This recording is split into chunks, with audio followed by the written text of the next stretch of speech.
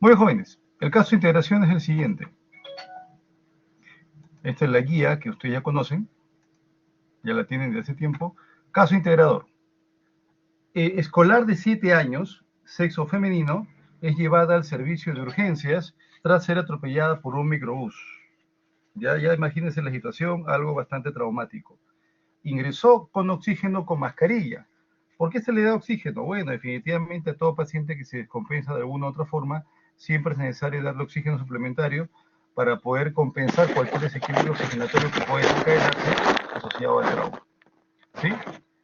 Con collarín cervical, es parte del protocolo inclusive de manejo de pacientes con trauma, y tanto en ambulancia, protocolo por parte de los paramédicos y obviamente en la emergencia. Muy bien. Ingresó con collarín cervical, igual, parte del protocolo de un paciente con trauma. Como no se sabe las características o las condiciones de la columna vertebral y la posibilidad que asociado al trauma exista alguna fractura que al desplazarse lesione la médula espinal o elementos nerviosos muy importantes, se le coloca un collarín cervical. ¿De acuerdo? ¿Por qué? Porque el cuello posee mucho mayor movilidad que lo que podría tener la columna dorsal, la columna lumbar de un paciente que está postrado en el piso con un traumatismo. Igual hay una camilla especial con ciertas sujeciones que permiten estabilizar de manera satisfactoria lo que es extremidades inferiores, pelvis, tronco inferior, tórax, pero si el cuello requiere una estabilización particular, un collarín cervical.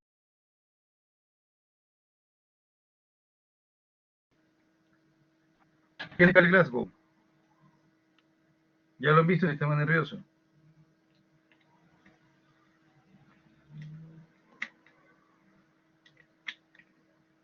¿Qué nos permite valorar la escala de Glasgow?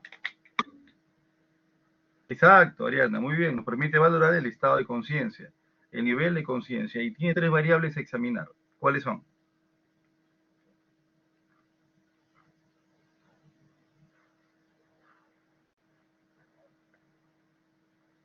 Uno, la respuesta ocular. Dos, la respuesta motora, verbal. Y tres, la respuesta motora. ¿Sí? La respuesta ocular implica determinar si hay apertura ocular espontánea, por ejemplo, o si la apertura ocular solamente se presenta al llamado, o si la apertura ocular solamente se presenta al dolor, o simplemente no hay apertura ocular. La respuesta verbal hace referencia a si el paciente puede responder órdenes simples, si el paciente puede responder órdenes simples, ¿de acuerdo? O simplemente cuando habla es incoherente con respecto a lo que verbaliza, ¿de acuerdo? O simplemente emite sonidos guturales, sonidos sin ningún tipo de precisión. Ahí vienen los conceptos de incoherente e incomprensible.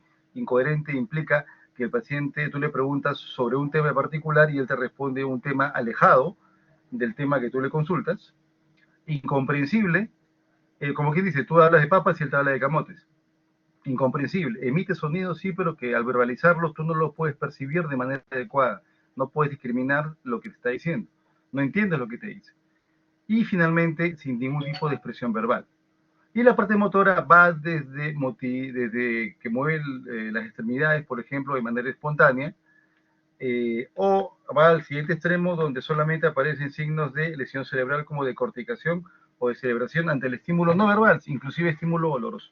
¿Por qué es importante la escala de Glasgow? Porque más o menos nos permite determinar el grado de conciencia con el cual el paciente fue encontrado por los paramédicos, por la ambulancia, en la emergencia, y cómo este estado de conciencia puede haber ido evolucionando en el transcurso de los minutos que llevó a la paciente a hospitalización a la sala de emergencias.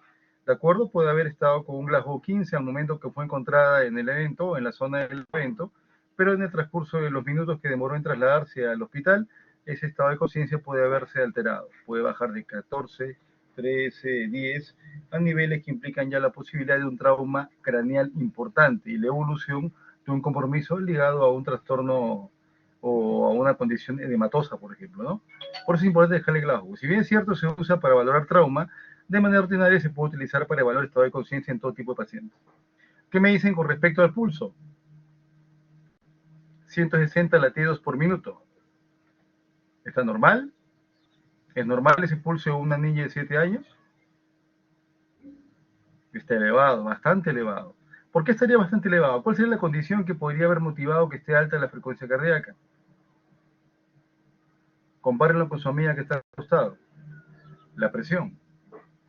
La presión aparentemente está baja. No tenemos la historia clínica de la niña para determinar cuánto es su presión basal normal o cuál ha sido durante las evaluaciones seriadas que puede haber tenido cada año cuando el colegio solicita examen médico de los niños, ¿de acuerdo? Pero da la impresión de que estuviera baja. La sistólica está en el límite inferior y la diastólica está igual en el límite inferior o por debajo del límite inferior. Puede ser que la paciente esté sufriendo una hemorragia. La hemorragia, esa baja presión arterial sistémica, desencadena o libera ciertos mecanismos que van a tratar de normalizar lo que es la presión arterial. Uno de ellos, ¿cuál es? Incrementar la frecuencia cardíaca. En su curso del sistema cardiovascular van a ver que se activan ciertos reflejos ante la hipoperfusión. ¿De acuerdo? ¿Sí? Reflejos de baja presión. Hay mecanismos que se desencadenan cuando el riñón empieza a disminuir la perfusión, se libera mi sistema renina, angiotensina, aldosterona, es decir, cientos de mecanismos, o ciertos mecanismos, no cientos, pero ciertos mecanismos que lo que buscan es tratar de normalizar la presión arterial. Y uno de ellos es la descarga de catecolaminas, la activación simpática también, que facilita el incremento de la frecuencia cardíaca. De por sí el hecho de que la paciente esté en una condición, siendo niña, de estrés, con gente que no conoce, postraumatismo, es normal que se liberen ciertas hormonas que van a facilitar que la paciente trate de estar más despierta, como las catecolaminas de liberación simpática. Eso, y los mecanismos que se activan ante la baja presión, hace que esta paciente tenga la piel fría, probablemente sudorosa por la descarga de catecolaminas, y la frecuencia respiratoria o frecuencia cardíaca bastante elevada. La frecuencia respiratoria también se compensa por la frecuencia cardíaca alta, ¿no? Como hay más sangre circulando a nivel sistémico, hay más sangre circulando a los pulmones, debe incrementar la frecuencia respiratoria para poder captar la sangre más oxígeno y llevarla finalmente a la circulación sistémica, saturando 28%. Tampoco nos dicen cuánto oxígeno le colocaron. Se asume que le han colocado probablemente una mascarilla simple, probablemente con 2, 3 o 4 litros de oxígeno. En su momento vamos a conversar sobre eso. Entonces, la condición de la paciente que ustedes evalúan en este punto, ¿sería una condición crítica o no? Hasta este punto. Fue atropellada por un microbús.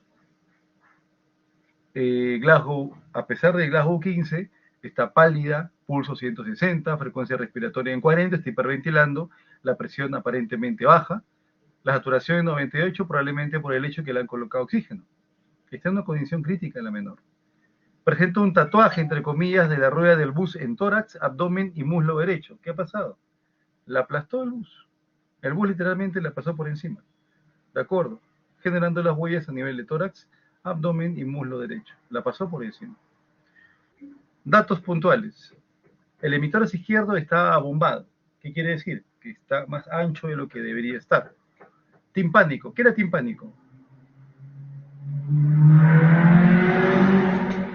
Cuando uno percute el tórax, detrás de la caja torácica, si hay pulmón ventilado, el sonido debería ser sonoro, como un eco. Cuando ustedes percuten una puerta, el sonido hueco es un sonido sonoro. Sonoridad. En cambio, cuando ustedes percuten la pared con los nudillos, el sonido que escuchan es un sonido seco, sin eco. Un sonido seco, sin ningún tipo de eco después de la percusión. Eso se denomina matidez.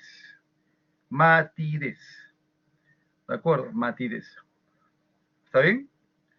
Timpánico vendría a ser una condición mayor a la sonoridad. ¿Por qué? Porque en nuestro caso, cuando percutimos caja torácica, al percutir, lo que se escucha es un sonido con un eco, porque el pulmón está lleno de aire, pero posee tejido intersticial. En cambio, el timpánico hace referencia a un sonido, o cuando percute caja torácica, la percepción de un sonido con mayor sonoridad cuando lo que hay abajo del tórax es una cavidad hueca. Por ejemplo, se suele describir timpanismo normal en el tórax izquierdo. ¿Por qué la base del emisoras izquierdo? Porque lo que hay atrás es el estómago que puede tener aire, ¿sí? Pero es un estómago con una cavidad solamente con aire, no como el pulmón que posee aire y tejido parenquimal, tramailear. El estómago podría ser, es una cavidad hueca con aire. Si al percutir la base del emisoras izquierdo, de mayor sonoridad que el emitor izquierdo o derecho, se llama timpánico. En cambio, ¿cómo debería ser el sonido si yo percuto la base del emitor derecho? Si en la base del emitor es izquierdo, puedo tener yo al estómago con hueco o con aire, y al percutir me da un sonido con una mayor sonoridad, hipersonoro o timpanismo, ¿cómo sería al percutir la base del emitor derecho? Tiene que acordarse, entonces, ¿qué podría haber abajo de la base del emitor derecho? Ajá, ¿por qué el emitor derecho? ¿Por qué el hemidiafragma derecho está más elevado que el hemidiafragma izquierdo? ¿Qué víscera encontramos ahí?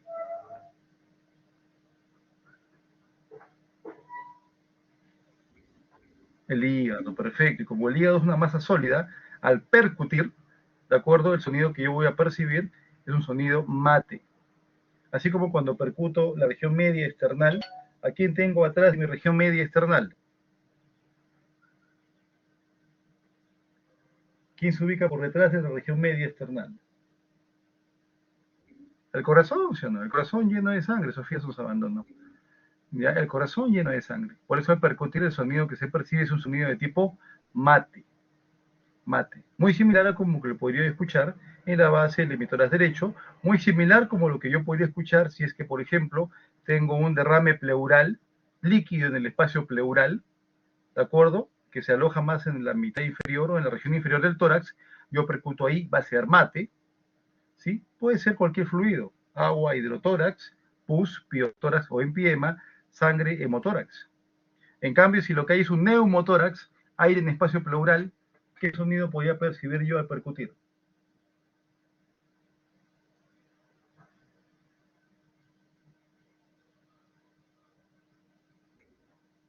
Exacto, un sonido timpánico, un sonido hipersonoro, como un eco mucho más pronunciado, mucho más profundo. ¿Por qué? Porque tengo aire entre caja torácica y el pulmón, ¿no? La pleura lo que tiene es un receso de fluido. Puede haber un poco de aire, aunque no es necesariamente normal, pero la pleura considérenla como una cavidad colapsada, con un volumen muy, muy escaso de líquido. ¿De acuerdo? Con un volumen muy, muy escaso de líquido. Y lo que debe haber si son los recesos que permitan que el pulmón se expanda. Pero si hubiera aire en el espacio pleural, no podría permitir que el pulmón se expanda. ¿De acuerdo? Si hubiera aire que ocupe el espacio pleural, en los recesos pleurales, por ejemplo, cuando el pulmón quiere expandirse, como ese aire está en una cavidad cerrada, genera presión. Y si genera presión, podría permitir que se expanda el pulmón o no. ¿Qué opinan? Exacto, no permitiría que se expande el pulmón. Tendría que colapsarlo si el volumen de aire fuese mucho mayor. Recuerden que la mecánica del tórax implica presión negativa, condiciones que van a facilitar que al momento que el tórax se expanda, también lo haga la pleura y la pleura también traccione las diferentes paredes del pulmón para poder expandirlo. Hay una correlación, hay una dependencia de uno con respecto a otro. Si el tórax se expande, la pleura adosada al tórax jala al parénquima pulmonar por la pleura visceral para permitir que éste se expanda. ¿De acuerdo? Muy bien. Y el murmullo vesicular está abolido. ¿Cuál era la condición fundamental para que uno pueda percibir adecuadamente el murmullo vesicular? La condición normal que uno debe tener para que se perciba de manera adecuada el murmullo vesicular.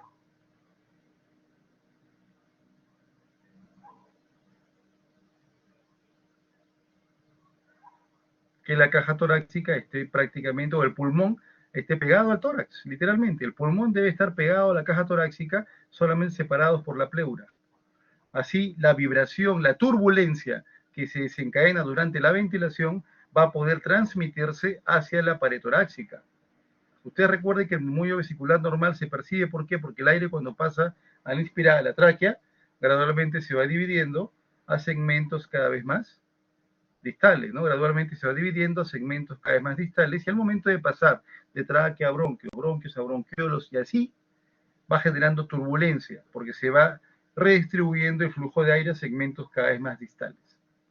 ¿De acuerdo? Esa turbulencia genera un murmullo vesicular normal. Y para que uno pueda percibirlo al auscultarlo, debe estar el pulmón literalmente pegado a la caja torácica, separado solamente por el pulmón, por la pleura, perdón, por la pleura.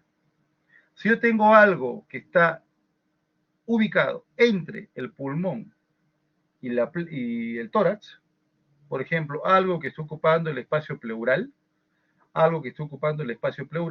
me aleja del pulmón del tórax, sea aire o sea un fluido, me aleja del pulmón del tórax. Y eso va a hacer que el murmullo vesicular sea mucho, mucho menos perceptible, o inclusive, como en este caso, el murmullo vesicular esté abolido, ¿de acuerdo? Esté abolido en el hemitórax izquierdo. ¿Con esto qué podría pensar yo? A ver, tengo el hemitórax izquierdo bombado, ¿de acuerdo? Al percutir el sonido es muy sonoro, hipersonoro, timpánico, y un murmullo vesicular abolido. Si yo tengo otro elemento de diagnóstico adicional, como la percusión, y la percusión me indica timpánico, si yo tengo otro elemento más radiográfico, es fácil de escribirlo. Pero el hecho de que yo tenga emisoras izquierdo bombado, a la percusión timpánico y murmullo vesicular abolido, eso a mí me da la idea de que estoy ante un... ¿Quién se manda? Exacto, un neumotórax. Estoy ante la posibilidad de un neumotórax. Un neumotórax que está ocupando espacio pleural, esté colapsando al pulmón, esté abombando ese hemitórax, ¿de acuerdo? Al percutir se escucha timpánico y al ocultar no hay murmullo vesicular. ¿De acuerdo? ¿Sí? Neumotórax, atención por el traumatismo que ha sufrido el pacientito o la pacientita. ¿De acuerdo? La niña de 7 años. ¿Sí? Por eso, si ustedes leen la historia más abajo, decidieron hacerle, ¿qué cosa? Una punción a nivel del segundo espacio intercostal, pensando en un neumotórax, pero no salió aire. Porque no era un neumotórax, o si era, era muy pequeño, no con la cantidad suficiente para poder necesariamente hacerle una toracocentesis. Otros datos adicionales. El abdomen se palpa doloroso con signos de irritación peritoneal, ¿de acuerdo? Está tenso el abdomen. Presenta hemorragia genital y la cadera derecha se encontraba en posición anormal. Definitivamente una fractura de pelvis, una fractura de cadera. Y por el aplastamiento, definitivamente al momento de que le pasó el camión por encima, el bus por encima, puede haber generado daño a nivel de tórax, aplastado el tórax, aplastado el abdomen con daño visceral importante y fractura pélvica. ¿De acuerdo? Que es lo que nos indica la cadera derecha encontrada en posición anormal. Le colocaron suero fisiológico al 0,9%. En su momento hablaremos un poco de eso. Y una transfusión de glóbulos rojos con lo que se estabilizó hemodinámicamente. Miren, ¿eh?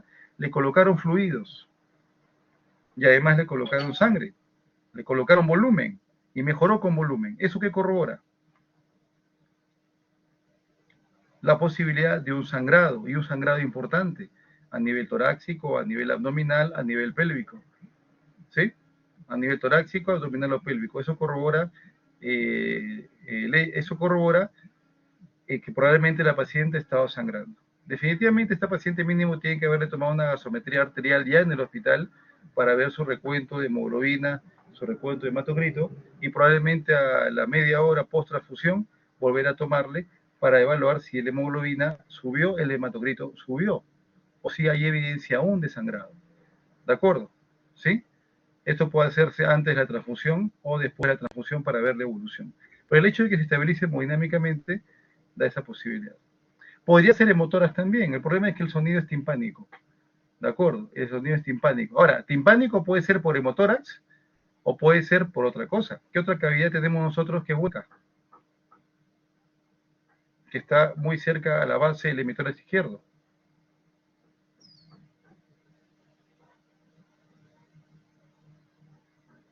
El estómago. Vamos a ver cómo evoluciona el caso. ¿Está bien? Por la sospecha de neumotoras, como le describimos, se hizo una punción, pero no hubo un resultado satisfactorio, no salió aire.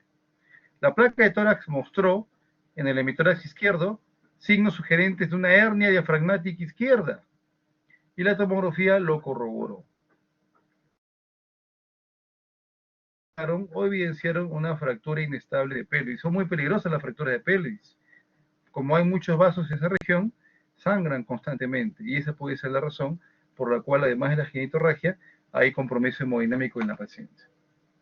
Le tomaron su plaquita y se vio esto de acá. ¿Quién puede describir lo que hay en esta radiografía de tórax? Hallazgos en esta radiografía de tórax. Levante la manito y empieza a describirlo. ¿Qué les llama la atención? A ver, Ariana.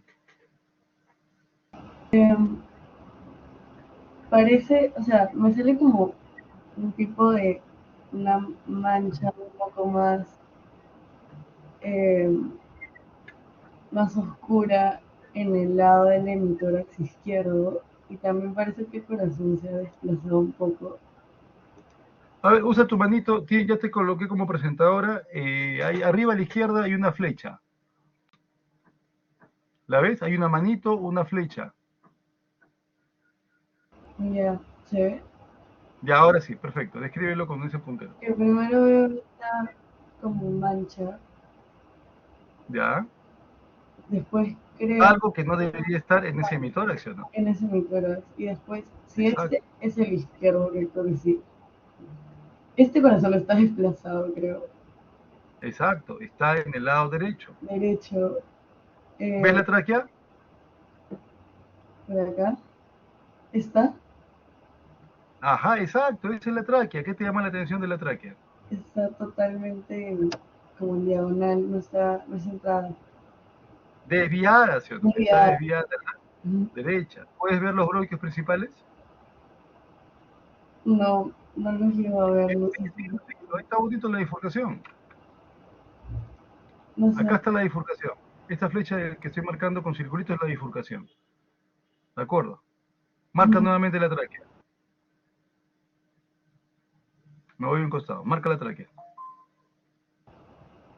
Acá, Esa es la tráquea. Y si sigues, ¿eso qué sería?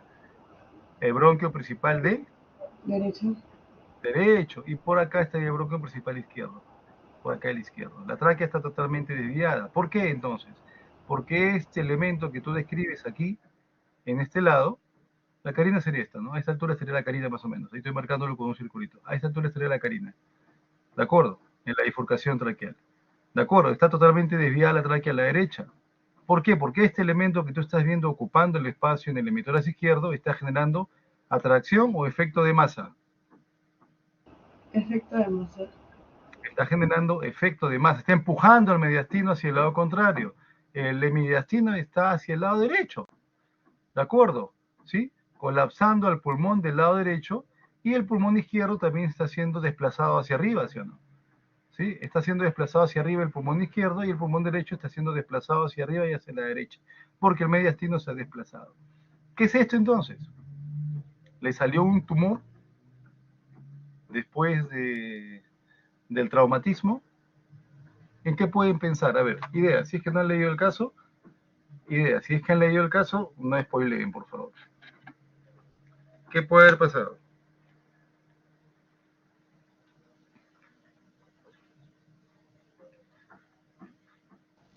Profe, ¿se puede haber desplazado ese el hígado? ¿Puede ser? ¿Lado derecho? Y el hígado está al lado derecho, ¿ah? Ah, ese es el lado izquierdo, ¿no? Podría El ser ese. hígado está por aquí.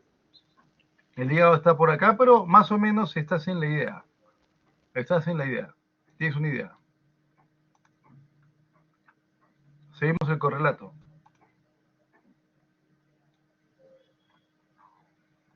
¿Qué nos dice esta imagen? ¿Qué les llama la atención de esta imagen tomográfica? Primero es un corte axial de tórax. ¿En qué ventana? ¿En ventana mediastinal o ventana parenquimal? Pulmonar. ¿Ventana mediastinal o ventana pulmonar? La ventana mediastinal sirve para priorizar mediastino. La ventana pulmonar sirve para priorizar pulmón. Y acá el pulmón se ve negro, se ve totalmente hipodenso. ¿Puedo evaluar pulmón con esta imagen tomográfica? No, no puedo evaluar pulmón con esta ventana tomográfica. Es una ventana mediastinal que sirve para evaluar mediastino. Pregunta, este es el corazón, ¿está en su posición?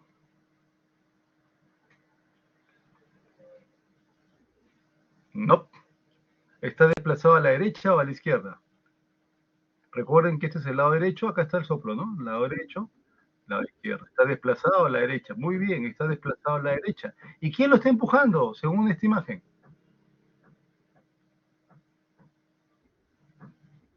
El estómago. Recién Shadia ha puesto estómago. Creo que voy a, creo que voy a poner examen para escribir, ¿eh? Con descuentos por faltas ortográficas. Recuerden, por tradición, el médico puede escribir horrible, ¿de acuerdo? Pero nunca debe faltar la ortografía, ni una letra o consonante o sílaba o vocal adicional, ni restar, pero siempre con las tildes correctas. ¿Está bien? De acuerdo. Estómago. Muy bien. Ya creo que lo voy a empezar a descontar desde hoy día, ¿ya? Voy a apuntar sus nombres. Quienes fueron a ver, vamos a empezar a descontar. A menos que hagan un acto de constricción hoy día, ya que estamos iniciando Semana Santa, y pidan perdón por sus errores. Ya, se las paso, ¿ya? Pero 10 Ave Marías, 10 Padres Nuestros. Ya, muy bien. El estómago está desplazando al corazón. Y evaluamos y estamos viendo qué hace el estómago acá, en esta imagen axial, donde solamente debería haber corazón. Inclusive, miren, corazón, por acá está la vena cava superior, ¿ven? Corazón, vena cava superior, estoy viendo inclusive en la parte alta del corazón, ¿de acuerdo? ¿Qué hace acá el estómago? ¿Qué hace acá el colon? ¿Qué hace acá el vaso? Muy bien, Avi nos ha dado una idea. ¿Qué es SNG? ¿El nombre de alguno de los chicos que han venido de Stray Kids?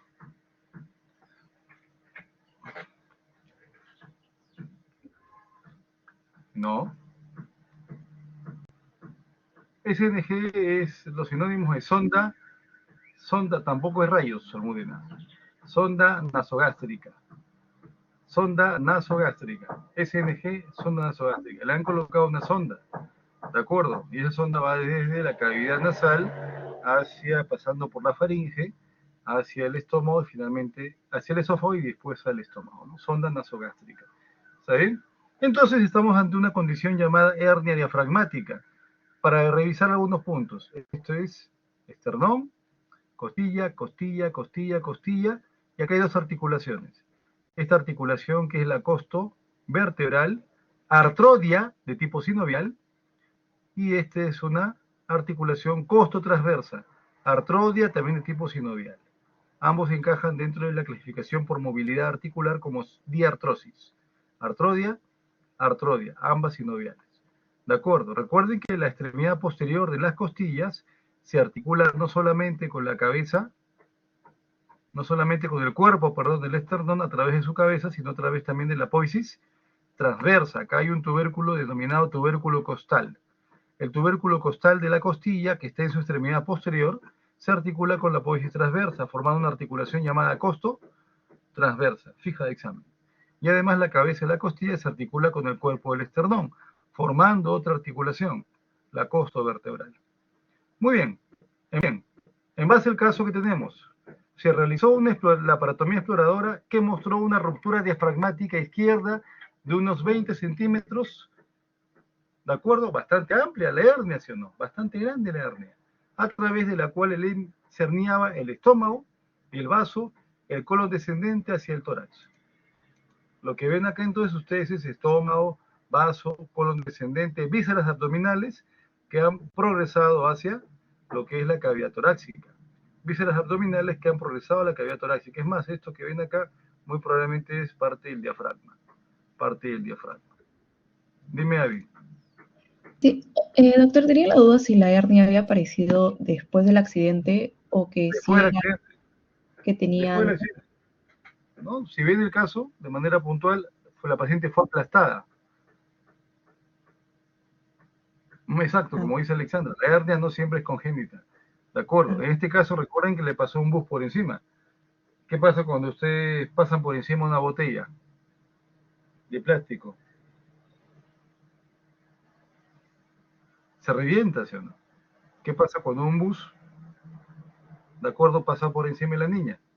Aplastó todo y eso puede haber sido suficiente para que al aplastar el tórax sea tan importante la presión que generó para que la tensión sea muy alta para el diafragma y simplemente se generó una grieta, una hernia diafragmática.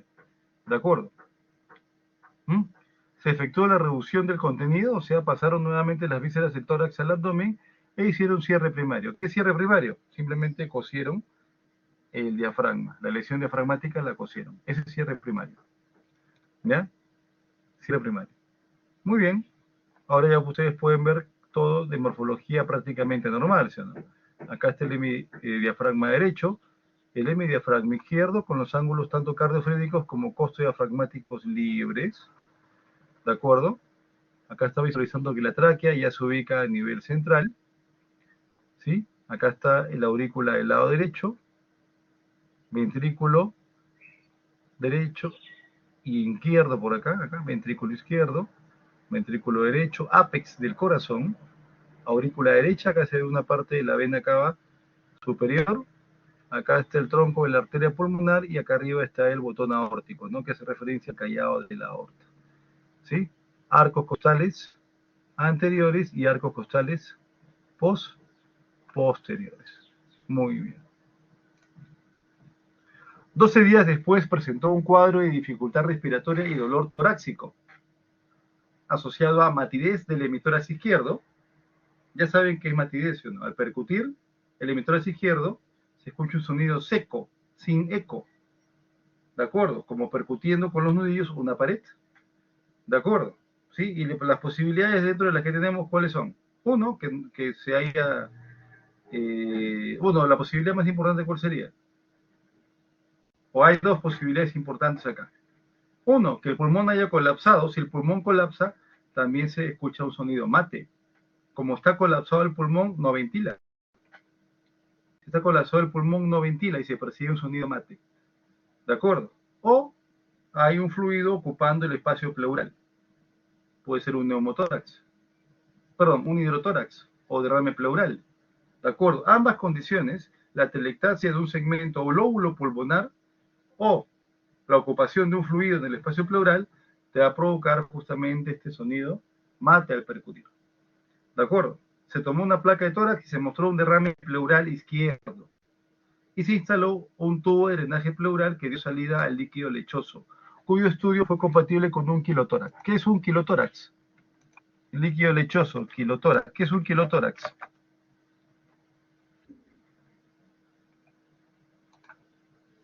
A ver, por el chat. Exacto, tiene que ver con la linfa. ¿De acuerdo? ¿Sí? Se empieza a acumular kilo, literalmente, kilo en la cavidad pleural. ¿De acuerdo? ¿Sí? Kilo en la cavidad pleural. ¿Y qué es el kilo? Es un líquido de características lechosas, ¿de acuerdo? ¿Producto de qué? Un líquido de características lechosas, ¿producto de qué? Uy, mi antivirus. ¿Producto de qué? De la digestión de las grasas. De la digestión de las grasas. ¿De acuerdo? ¿Qué puede haber pasado para que aparezca ese kilo? O de un kilotórax. Lo más probable es que haya habido un daño a nivel de toda la circulación linfática. En tórax tenemos un conducto muy importante. El conducto torácico. ¿De acuerdo? Conducto torácico. Es probable que el conducto torácico también se haya lesionado. Muy bien, Alexandra. ¿Ya? Alexandra Beltrán. ¿De acuerdo? Sí, y por eso empezó a acumularse ese kilo a nivel de lo que es el espacio pleural. Por ello el kilotórax. ¿De acuerdo? Por ello el kilotórax. ¿Sí? ¿De acuerdo? ¿Qué causas o qué va a provocar? Dificultad respiratoria, dolor torácico, tos. ¿De acuerdo? ¿Está bien? No solamente es frecuente en traumas, también puede aparecer en cánceres, ¿de acuerdo? Puede aparecer en pacientes con cirugía cardiotorácica en la cual ha habido una pequeña lesión a nivel de lo que es la región del conducto torácico, que está muy cerca de lo que es la arteria aorta, ¿de acuerdo? Y lo que hay que hacer acá es justamente es un drenaje de ese líquido linfático, ¿de acuerdo? Y también modificación de la dieta. ¿Por qué? Porque si la dieta es rica en grasa, definitivamente el líquido lechoso va a seguir llenando hacia la región torácica. Por eso, acá le indicaron un manejo nutricional con ácidos grasos de cadena mediana por vía enteral, donde hubo una buena respuesta. ¿De acuerdo? ¿Qué es una vía enteral?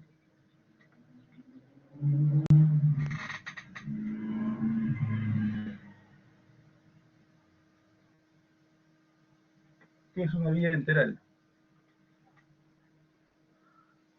Vamos, jóvenes. Vía enteral. Todo aquel procedimiento de alimentación que implique usar los enterocitos. Uno, estómago, Alejandra. Corrígelo, tienes 2 segundos. 1. Y ahora sí. Toma. Muy bien. ¿De acuerdo? Sí, estamos bajo una... Hoy ya me hiciste perder dilación. Ya.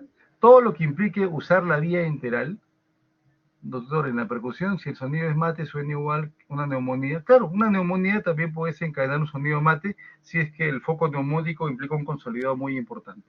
¿Ya? Todo lo que es vía enteral implica usar enterocitos, desde una ingestión por vía oral, como están haciendo ustedes al tomar desayuno, al almorzar, hasta colocar una sonda nasogástrica, una sonda que va de la nariz al estómago. Es vía enteral, porque finalmente llega al estómago y sigue hacia mis intestinos. Si la sonda es nasoyeyunal, también llega al yeyuno y progresa a mis intestinos. Si yo tengo un paciente al cual sé que lo voy a tratar con nutrición por vía enteral, es decir, usando sonda por largo tiempo, muchas veces se decide hacer un procedimiento llamado gastrostomía. A través de la piel de la pared abdominal abres un pequeño agujerito, a través de la piel de la pared abdominal abres un pequeño agujero, literalmente hacia lo que es el estómago. ¿De acuerdo? Y después suturas la pared abdominal con el estómago para permeabilizar un conducto a través del cual puedo colocar yo una sonda. Y ahí le doy alimentación por vía enteral, solo que a través de una sonda de gastrostomía. O yeyunostomía puede ser también, ¿no? Porque voy a alimentarlo directamente a través del yeyuno. ¿De acuerdo? Estoy colocando alimentación a mi vía enteral, por lo cual estoy usando mis enterocitos. ¿De acuerdo? A ver, cuando les han colocado un supositorio alguna vez a ustedes, cuando eran niños, para bajar la fiebre, para manejo de náuseas, ¿de acuerdo? Vómitos frecuentes, ¿de acuerdo? Cuando se absorbe ese fármaco a través del supositorio, ¿implicaría una vía enteral también?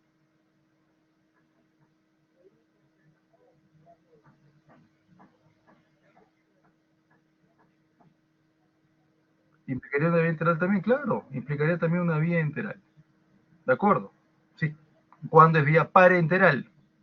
Cuando yo al paciente le coloco un catéter y a través del catéter, es como una vía periférica pero más gruesa, un catéter venoso central.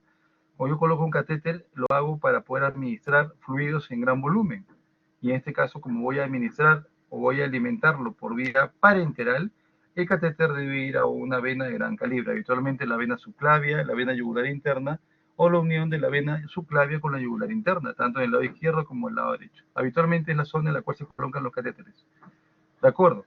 Sí, y si le doy alimentación directamente a la sangre, obviamente el tipo de alimento que le voy a dar es diferente al que yo daría por vía enteral, y por eso se llama vía parenteral. Directamente se administra la alimentación a la sangre. Ahí ya tiene que ser alimento que se absorba directamente a los tejidos para poder aprovecharlo. ¿Por qué? Porque estoy saltándome todo el tracto digestivo que por su actividad enzimática hace que las moléculas más grandes sean cada vez más pequeñas. ¿Está bien? Muy bien. Tenemos las siguientes estaciones de trabajo. Y voy a hacerles preguntas a todos o a los que deseen participar con respecto a estos elementos que vamos a describir acá.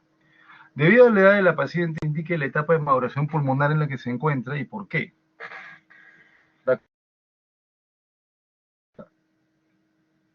Para empezar, no estamos desarrollando. ¿En qué etapa de maduración pulmonar está? Paciente tiene 7 años.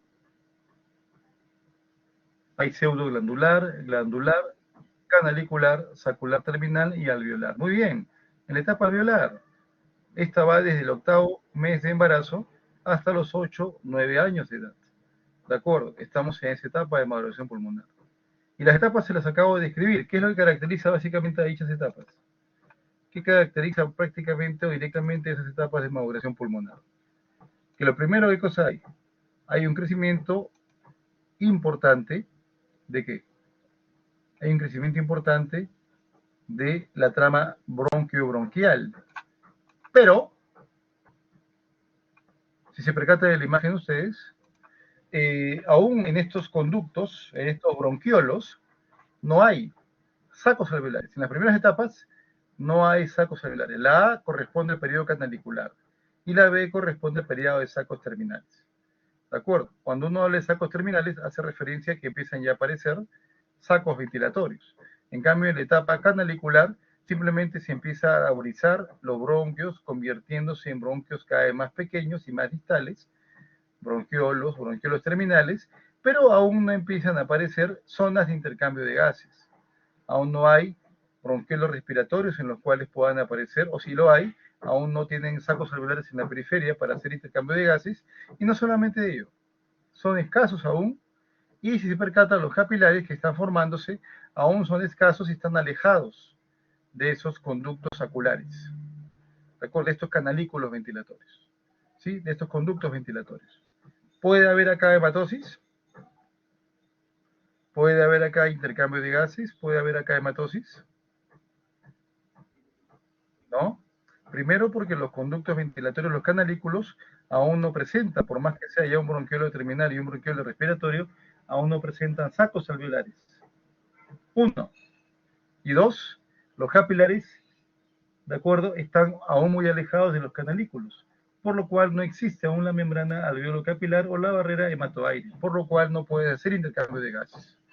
Vamos evolucionando y llegamos al punto en el cual ya empiezan a aparecer en los bronquiolos respiratorios, ¿de acuerdo?, modificaciones, como el cambio a nivel del epitelio, que suele ser un epitelio de cúbico para ser más plano, ¿de acuerdo?, y empiezan a aparecer sacos alveolares. Y los capilares poco a poco se van ya aproximando, ¿no? Los capilares se van gradualmente aproximando, formando ya la barrera hematoaire y alveolo capilar. A partir de la semana 28 empiezan a aparecer, o en la semana 24, empiezan a aparecer los neumocitos tipo 2. En la semana 28 aproximadamente empiezan a formar surfactante o agente tensoactivo, ¿ya? Y para la semana 32, 34, ya este agente tensoactivo surfactante está en buena cantidad y con buena calidad. Buena cantidad y de buena calidad. En buena cantidad y de buena calidad. Pero aún no es suficiente como para poder sostener de manera satisfactoria la ventilación de un nacido, si es que es prematuro. ¿De acuerdo? Cuando ya se considera un embarazo a término, cuando pasa la semana 37 y en cualquier momento el bebé puede salir y sostener una ventilación normal. Previo a eso es probable que el niño o el menor se quede en un centro hospitalario monitorizado por el profesional pertinente o por el personal pertinente, médico, enfermera, etcétera, y en muchos casos todavía sometiéndolo a procesos de maduración pulmonar, como colocar surfactantes, si es muy prematuro, colocarle un tubo endotraqueal, ventilarlo de manera artificial y darle surfactante y más fármacos para madurar pulmón. Muy bien. ¿De acuerdo?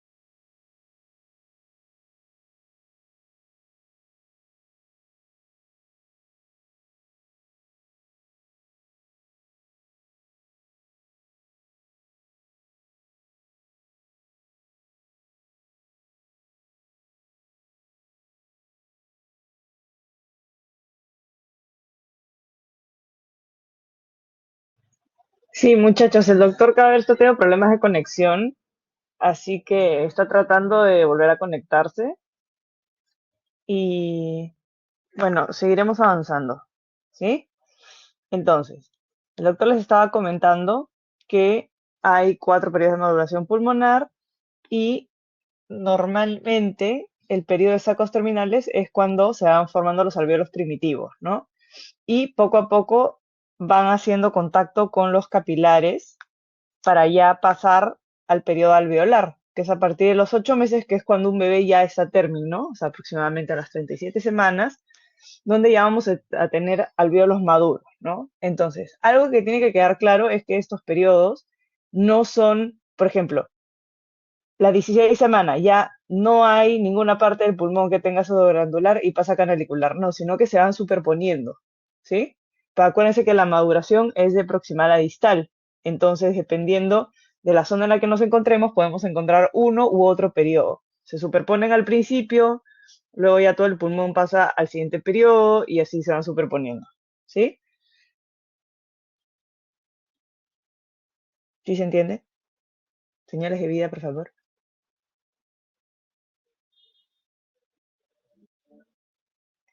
Ya, perfecto. Muy bien, ¿me escuchan? Sí, Doc. Ya, listo. Me sacó el internet un ratito, pues ya volví. Aunque no. Ahí está. Voy a cerrar de nuevo y voy a proyectarlo de nuevo. Muy bien, ¿alguna pregunta con respecto a la primera actividad? La moderación va de proximal a distal, o sea, desde los elementos más cercanos a la tráquea hacia elementos cada vez más distales. Muy bien. Listo. Entonces, con respecto a la primera pregunta, ya sabemos en qué etapa de moderación se encuentra nuestra pacientita, ¿no? ¿En qué etapa de moderación se encuentra nuestra pacientita? Muy bien, seguimos avanzando. ¿Ya? ¿Qué nos decía la segunda parte de esa estación?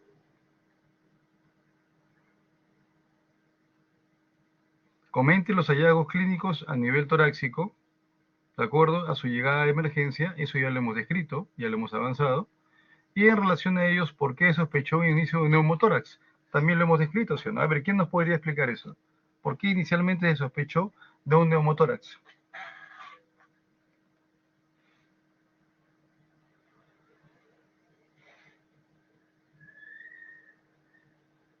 Doctor, por el sonido mate en la exploración física.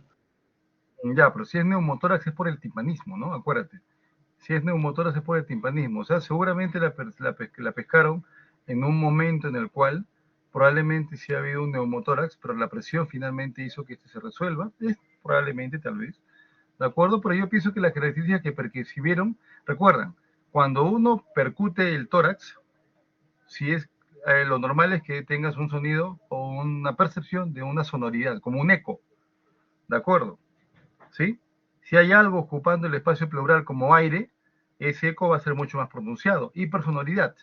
Pero también puede suceder ¿cuándo qué? Cuando de la región torácica que percutes hay una cavidad hueca. ¿Qué cavidad hueca es la que logró pasar del abdomen al hemitórax izquierdo?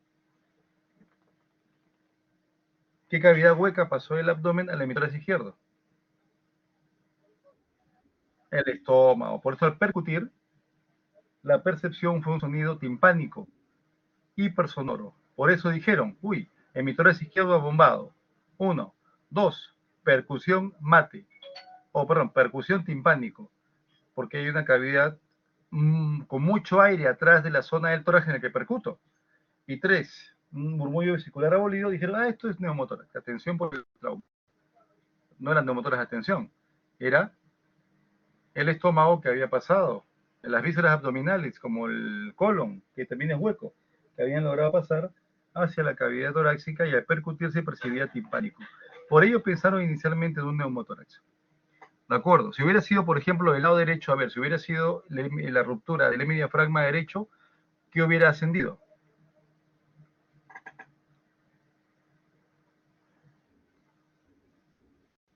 Exacto, el hígado. Hubiera ascendido el hígado. Muy bien, qué bien que todos lo pongan con la tilde que corresponde. El hígado. ¿De acuerdo? Y al percutir, ¿qué hubiera sido el sonido al percutir? ¿Qué percepción hubiera tenido al percutir? Mate. Ahí hubiera sido abombamiento del hemitórax derecho. Abombamiento del hemitórax derecho con hipomovilidad a la percusión mate y murmullo vesicular abolido. Sí, y murmullo vesicular abolido. Eso hubiera sido lo que hubiera encontrado en ese caso. ¿Está bien? De acuerdo, listo, con eso completamos la primera estación. Ya hemos descrito la figura tomográfica y radiográfica, las primeras, ¿no? Estación 2. De acuerdo. ¿Quién nos puede hacer una pequeña revisión muy rapidita acerca del desarrollo embriológico del diafragma? ¿Cómo se desarrolla el diafragma? Levante la mano.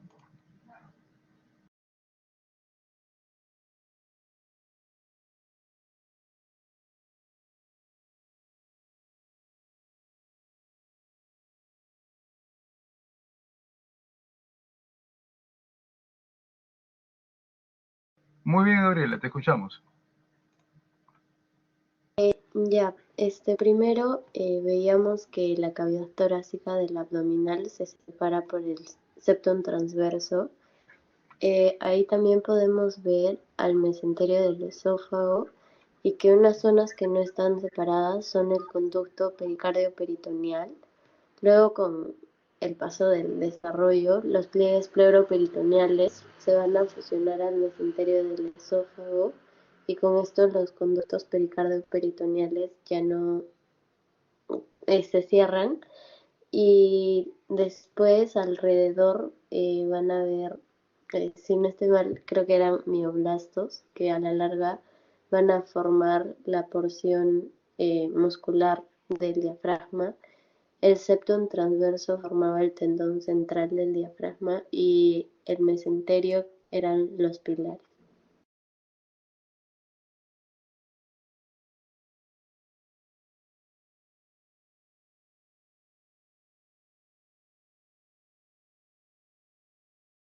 Muy bien. Perfecto, muy bien lo que acabas de describir. Hay algunos datos importantes con respecto a la hemorragia diafragmática, ¿no? ¿Entre qué semana y qué semana de gestación empieza a desarrollarse el diafragma? Semana 5 y semana 12. Ya empieza a desarrollarse o se desarrolla entre la cuarta y séptima semana, ¿no? La 12 es muy extendido, pero entre la cuarta y la séptima, por ahí más o menos. Termina su desarrollo en todo caso, en la semana 12. ¿De acuerdo? ¿Sí? Y lo hace a partir de 4 elementos estructurales que están descritos en la imagen. ¿Qué elementos son los que permiten justamente desarrollar el diafragma? El septo transverso, que aquí está descrito, ¿no? El septo transverso, ¿de acuerdo? El tabique transverso, 1, el septo transverso, ¿qué más? Las membranas pleuroperitoneales, ahí también les pueden ver, ¿no? ¿Sí? Pliegue pleuroperitoneal, ¿de acuerdo? Membrana pleuroperitoneal, ¿qué más?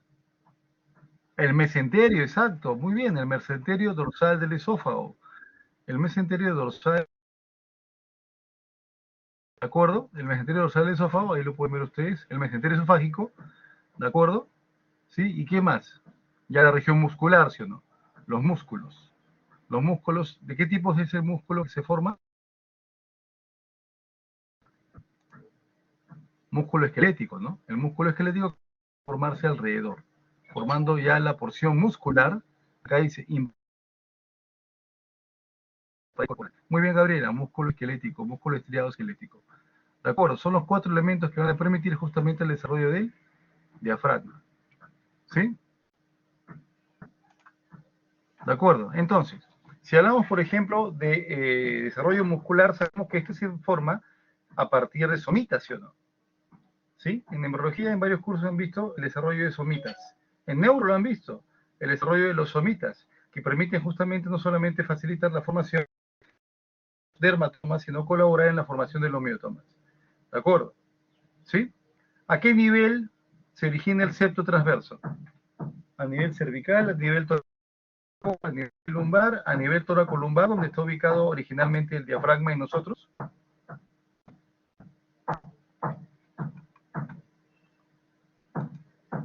¿Dónde están los somitas? ¿Dónde está el septo transverso, perdón? Exacto, a nivel cervical, muy bien. A nivel cervical, C3S5. ¿De acuerdo? Es por eso que ese músculo estriado esquelético, ese diafragma, en su origen ya tiene comunicación con dichas regiones cervicales a través del nervio. Como nervio frénico. ¿Sí o no? Como nervio frénico. Por eso, cuando empezó a desarrollarse el pulmón y el diafragma empezó a bajar, a bajar, a bajar, a bajar, a bajar, para ubicarse en la región en la que actualmente está, fue jalando, jalando, jalando, jalando el frénico en todo su recorrido, para finalmente poder inervar. ¿De acuerdo? ¿Sí? ¿Quién se convierte en la región muscular de ese diafragma? De los 4 elementos que hemos descrito que forman finalmente ese diafragma, ¿quién termina convirtiéndose en la porción muscular? Las membranas peritoneales. ¿De acuerdo? ¿Sí? Pleuroperitoneales. ¿Está bien? Muy bien. ¿Alguna pregunta?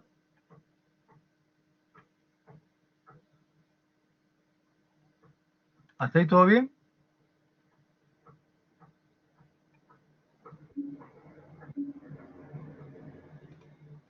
Ya, lean su Lachman, ¿ah?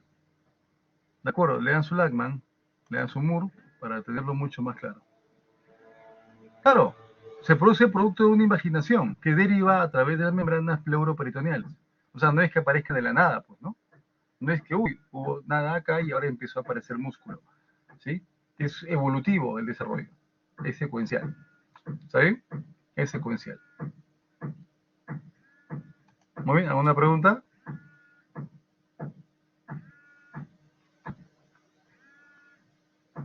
¿Qué alteraciones uno puede encontrar cuando hablamos del diafragma? Si han leído un poquito más.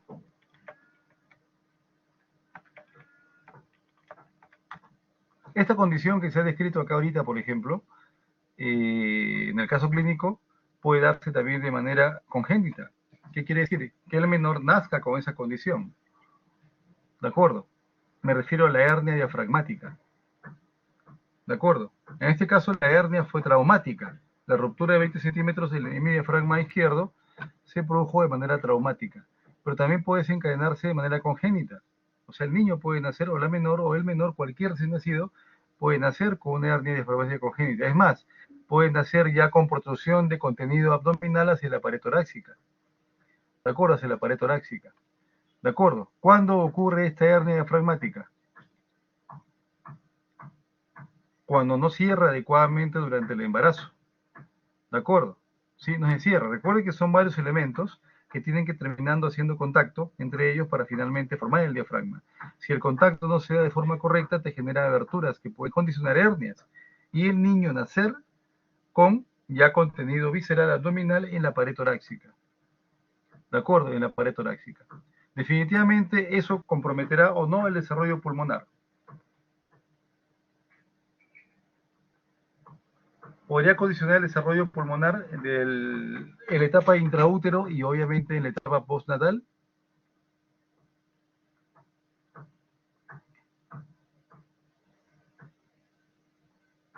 ¿Aló? Claro, hipoplasia pulmonar. Puede desencadenar hipoplasia pulmonar. Si es en el hemitórax izquierdo, hipoplasia del pulmón izquierdo. Si es el derecho, hipoplasia del pulmón izquierdo. Simplemente ese pulmón no desarrolló. A eso me refiero con hipoplasia. ¿De acuerdo? Queda chiquito el pulmón. Y después ya es más difícil el poder facilitar que este pulmón pueda nuevamente expandirse. Ya en el postoperatorio. Se complica todo el asunto. ¿Sí? Se complica todo el asunto. ¿Está bien? Hay que tomar en cuenta eso. ¿Sí? Hay que tomar en cuenta eso. ¿De acuerdo? Y si ustedes revisan un poquito más, suele haber básicamente dos tipos de hernias diafragmáticas, ¿no? Si me acuerdo un poquito, Bogdalek, algo así. Y la otra sí más conocida, ¿no? Morgani, porque en anatomía hay un montón de elementos que se llaman Morgani. Por ejemplo, a nivel rectal, las hendiduras semilunares de Morgani. A nivel cardíaco, el nódulo de Morgani, en las válvulas de la válvula pulmonar, ¿sí? ¿De acuerdo? Y así, ventrículo vocal laringeo de Morgani, a nivel de laringe. Es más fácil acordarse, por el otro creo que es, voy a buscarlo, voy a tipearlo. Ya salió. Bosch, B-O-C-H, Dalek. Bosch Dalek. ¿Ya? Mira, al toque nomás, digité las dos primeras en internet y salieron ya todas las Bosch Dalek. ¿De acuerdo? Muy bien. Ahora, su compañero ha colocado acá otro dato adicional, las parálisis diafragmáticas. ¿De acuerdo? También es otro tipo de lesión diafragmática durante el desarrollo del diafragma. ¿De acuerdo? ¿Sí? ¿Y por qué se genera esa parálisis diafragmática? Puede darse en uno o ambos hemidiafragmas y se genera ¿por qué? Porque durante el desarrollo ha habido algún tipo de presión sobre el nervio frénico que provocó el daño. Presión neofrénico que provocó el daño. ¿De acuerdo? Y obviamente eso hace que el diafragma no se contraiga como debe. ¿Qué hace el diafragma al contraerse? Asciende o desciende.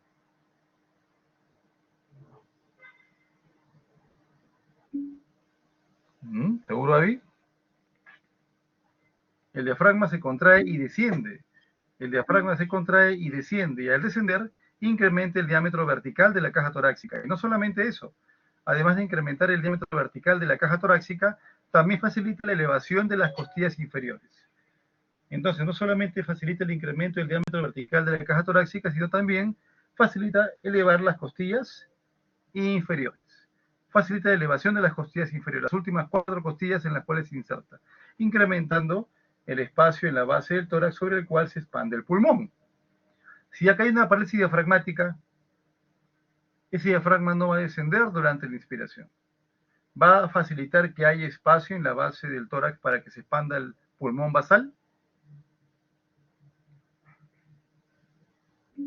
No. ¿Qué puede pasar? Atelectasias. El niño nace con atelectasias en bases pulmonares por hipoventilación en base pulmonar. Se colapsa literalmente el pulmón.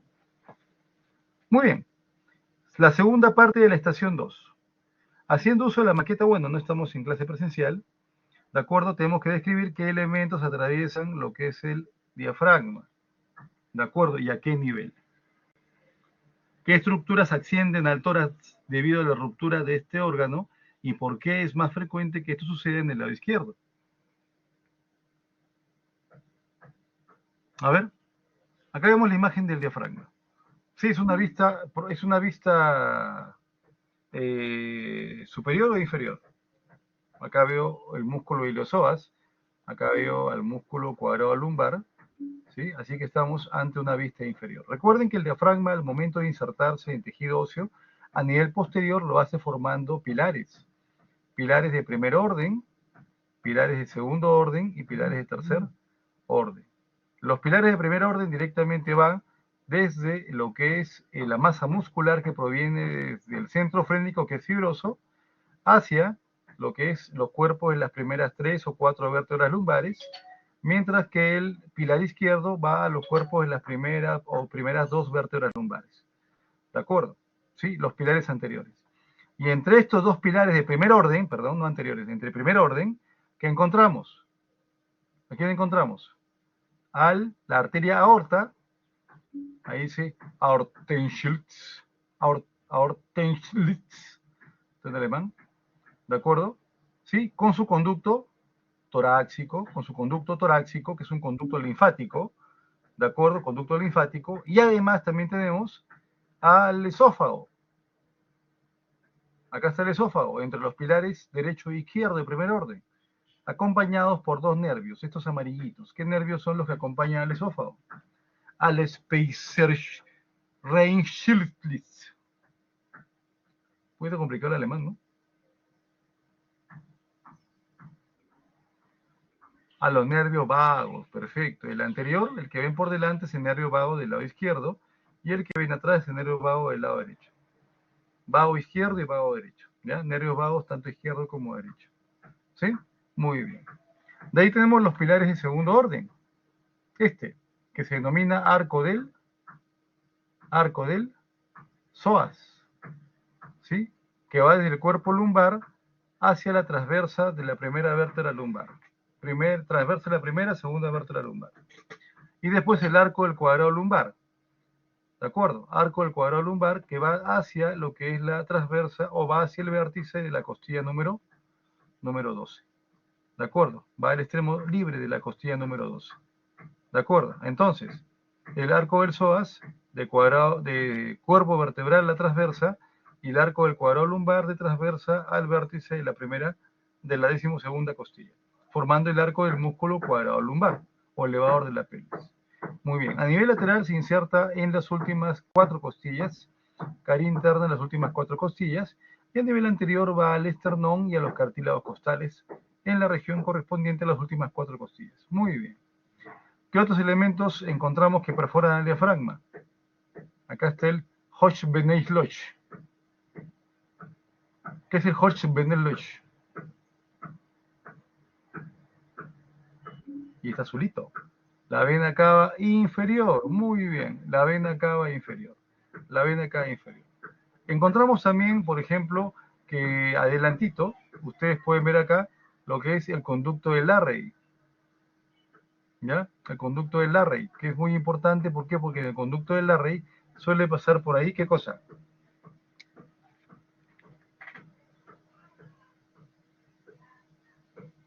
¿Qué pasa por ahí?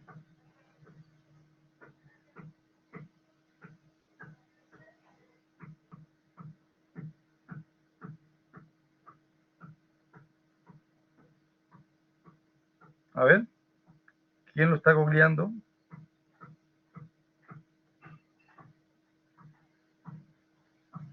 A ver, ¿recuerdan? Bueno, van a verlo más adelante ustedes, ¿de acuerdo? No es la vena cava inferior. O si han puesto vena cava inferior, no sé. No, no es.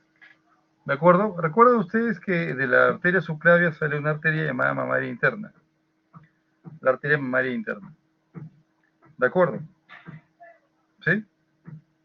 Esa arteria mamaria interna o torácica interna, cuando llega a nivel diafragmático, porque se origina a nivel subclavio, cuando llega a nivel diafragmático se divide en dos ramas.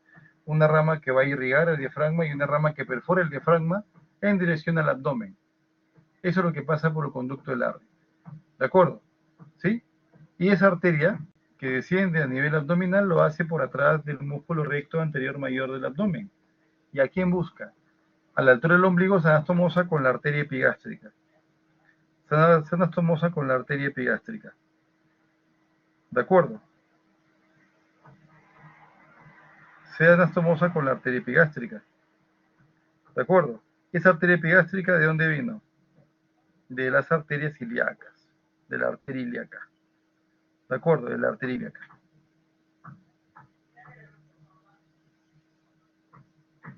Con respecto a lo que es Morgani, por ejemplo, si revisan un poco la literatura, hay una hernia llamada hernia de Morgani.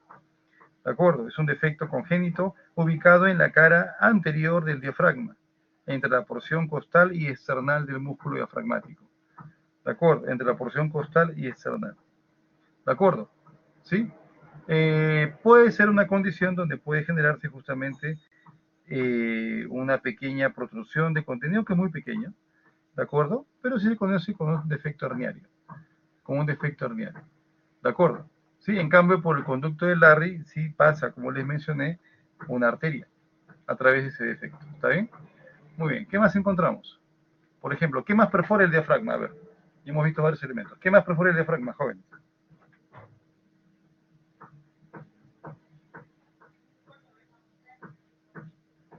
Es una anatomía pura y dura. Anatomía pura y dura sin polo.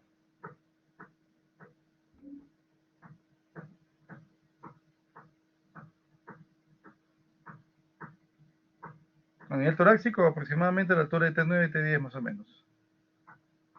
¿Ya? ¿De acuerdo? Ya, y ustedes lo ven que lo hace justamente a nivel del centro frénico. Recuerden que el centro frénico es la porción fibrosa central del diafragma. La porción fibrosa central del diafragma, centro frénico. ¿De acuerdo? Muy bien. ¿Qué más perfora el diafragma, jóvenes? Recuerden que hay dos arcos más. Está el arco del psoas y el arco del cuadro lumbar. ¿Qué otro elemento conocen ustedes que pasan de tórax al abdomen? Vamos, jóvenes. ¿Qué otro elemento conocen que puede pasar de tórax al abdomen?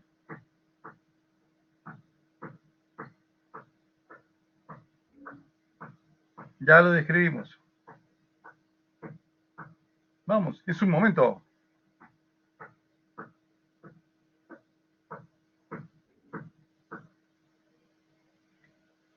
Ya el conjunto torácico acompaña al esófago, ya lo describimos.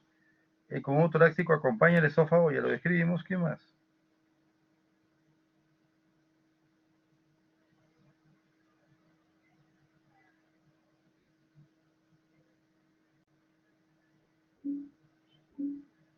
Ya, muy bien. Le han dado un dato importante. La vena ácidos.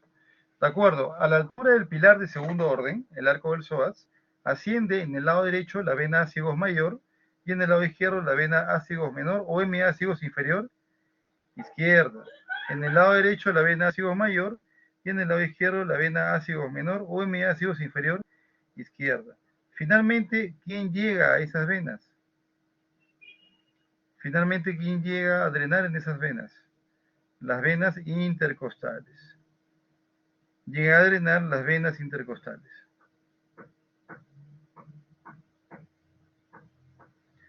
drenan las venas intercostales. ¿Está bien?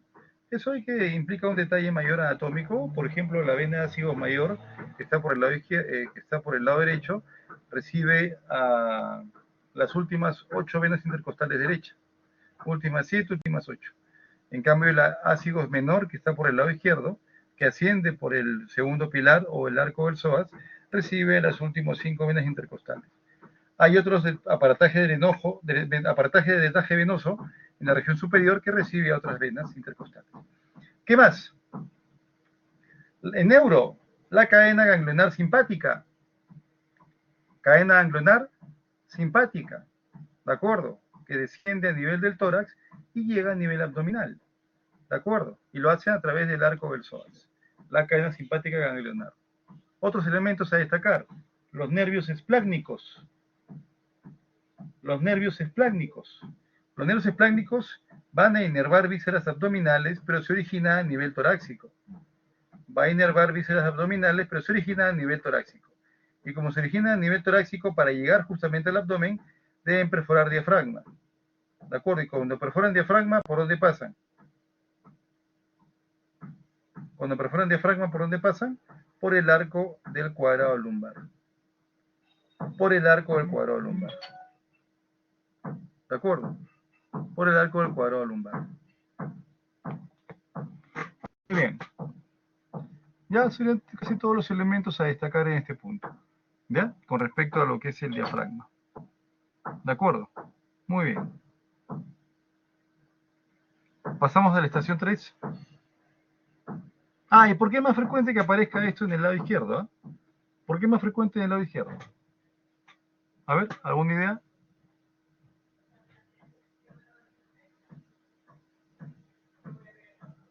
¿Por qué es más frecuente que suceda esto en el lado izquierdo?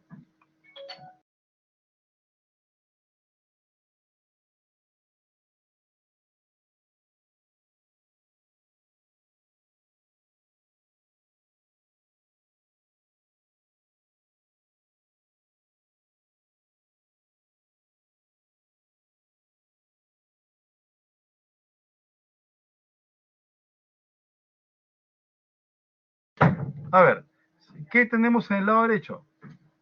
Al hígado. ¿De acuerdo? Al hígado. Tendría que ser la ruptura demasiado grande en el lado derecho como para permitir que el hígado pueda pasar hacia lo que es la cavidad torácica.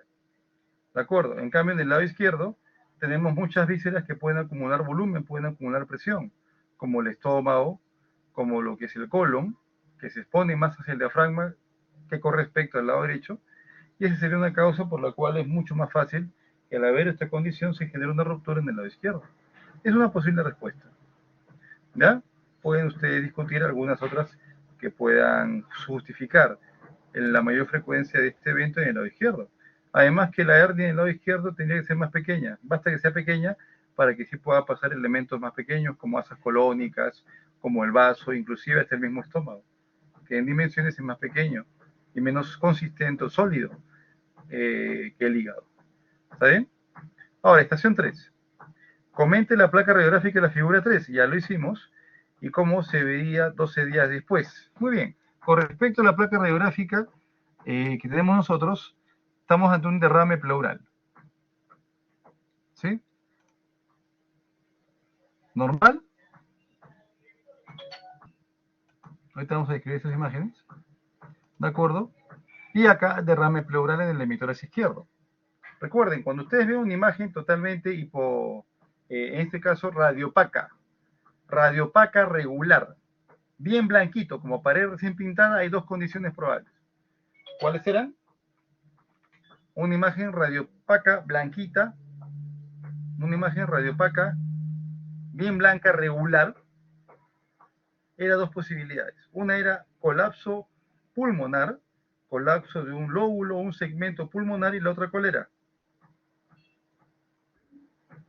Derrame pleural. En el primer caso hay colapso alveolar, hay colapso pulmonar, hay colapso alveolar, colapso de un segmento o un bronquio, o un lóbulo pulmonar, perdón. Sí, es un compromiso parenquimal. ¿De acuerdo? En cambio, en el otro caso, ¿qué hay? Una ocupación de un fluido en el espacio pleural. ¿De acuerdo? Está ubicado fuera del pulmón y facilita el colapso pulmonar. Facilita el colapso pulmonar. ¿Sí? Está ubicado por fuera del pulmón, pero genera presión positiva y tiende también a colapsar pulmón. ¿De acuerdo? ¿Sí? En ambos casos, cuando yo percuta, el sonido, ¿cómo va a ser? Mate. En ambos casos, cuando yo percute, el sonido va a ser mate. ¿Por qué? Porque el pulmón que no ventila, no permite que pase el aire, es mate. El espacio pleural ocupado por un fluido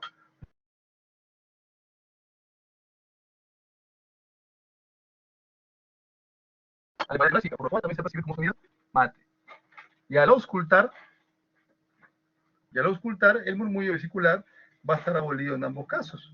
En el caso de la telecasia, porque no hay aire que pase al segmento que está colapsado, puede ser una obstrucción bronquial que no permita que el aire llegue a ese segmento lóbulo pulmonar, se colapsa este y obviamente no hay pasaje de aire, por lo cual no hay murmullo vesicular.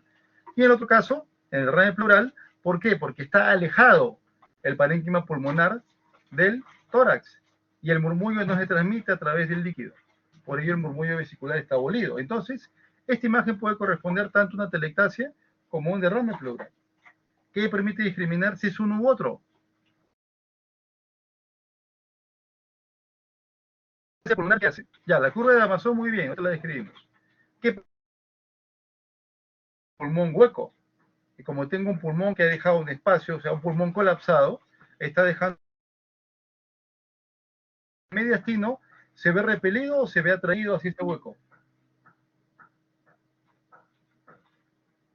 En ambos casos hay borramiento angular. Obviamente, este dato es importante, ¿eh? Hay más borramiento a nivel de derrame pleural. No se ve el ángulo cardiofrénico ni mucho menos el coste diafragmático. Dependiendo de la usada, puede visualizarse. ¿De acuerdo? Exacto, los ángulos. En el derrame pleural no se ven. Si la radiografía es tomada de pie o sentado, no se ven los ángulos. En particular, el coste diafragmático. ¿De acuerdo? Ya. Pero con respecto al mediastino, ¿cuál de los dos desplaza el mediastino hacia el lado contrario? ¿Cuál de los dos ejerce efecto de masa? ¿Cuál de los dos ejerce efecto de masa? Desplaza el mediastino hacia el lado contrario. ¿Cuál de los dos ejerce efecto de masa y desplaza el mediastino hacia el lado contrario?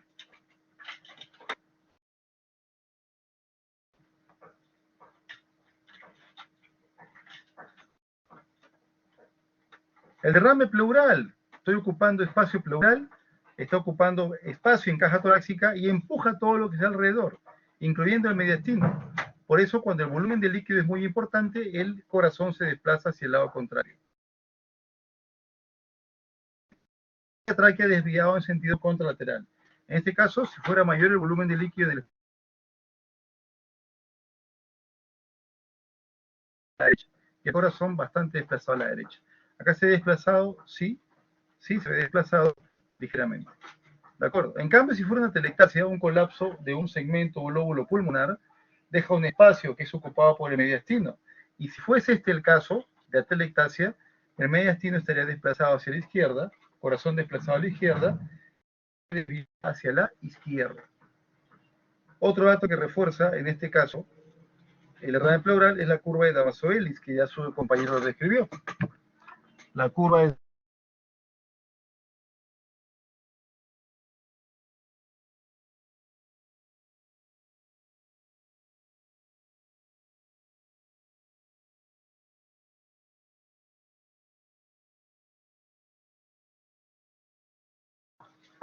la curva de Damaso-Ellis, la que ven acá.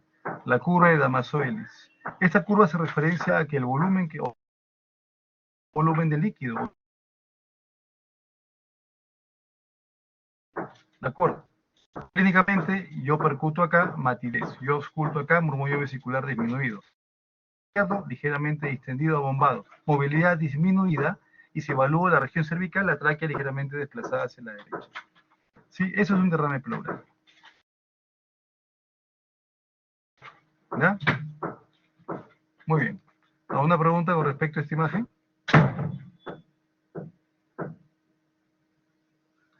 ¿Cómo sería el quilotórax? Es un fluido, así que se vería muy similar a lo que vemos acá.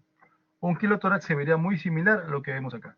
¿Por qué? Porque lo que habría acá en vez de derrame pleural líquido, sería un líquido lechoso, producto de la ruptura del conducto torácico probablemente, que ha permitido que ese fluido linfático llegue al espacio pleural y forme esta imagen, similar a derrame pleural. Como digo, sí, esta imagen es compatible con cualquier fluido en el espacio pleural, derrame pleural, sangre, pus, ¿de acuerdo? Sangre, pus, linfa, como en el caso del quilotórax. Esta es la tráquea. Sí, y sí se puede ver ligeramente desviada a la derecha, más en su extremo inferior, ¿no? Ligeramente desviada a la derecha, más en su extremo inferior. Esta es la tráquea. ¿De acuerdo? Esta radiolucidez o radiotransparencia es la tráquea.